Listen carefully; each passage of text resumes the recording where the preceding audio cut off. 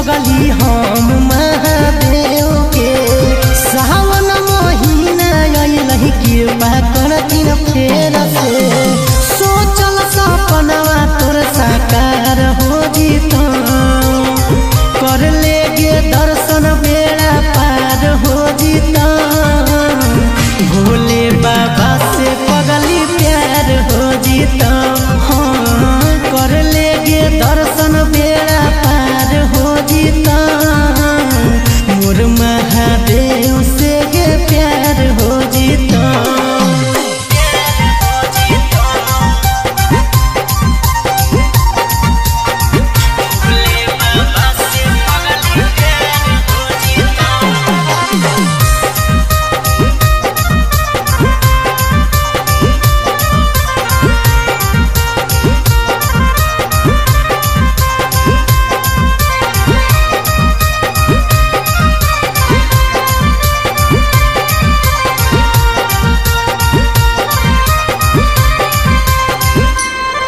अगे जलवा ढारे चल पगली साथे देवा घर गे बाबा के नगर मांगे हाँ सुनर एगो बर गे अगे जलवा ढारे चल पगली साथे देवा घर गे बाबा के नगर मांगे हाँ सुनर एगो बर गे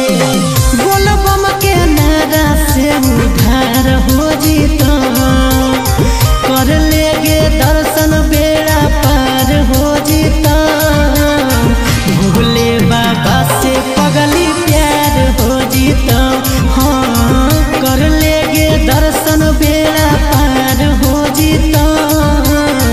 मोर महादेव से गे प्यार हो जीता।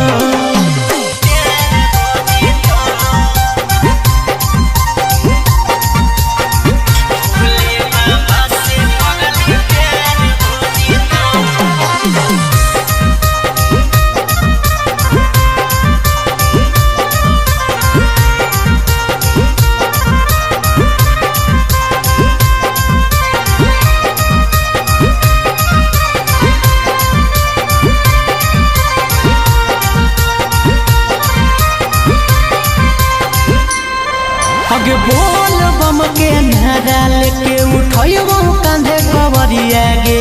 पैदल पैदल चलही की निकाली हो डीजल गरिया गे ऐसे तो पैदल में मजा है। अगे बोल बम के नारा लेके उठैबो कांधे कवरिया गे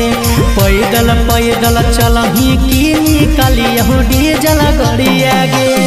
सागर बेदर्दी कहो जोगाड़ हो जीता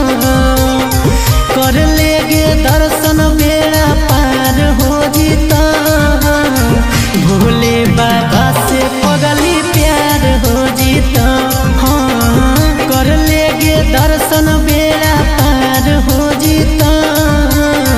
मोर महादेव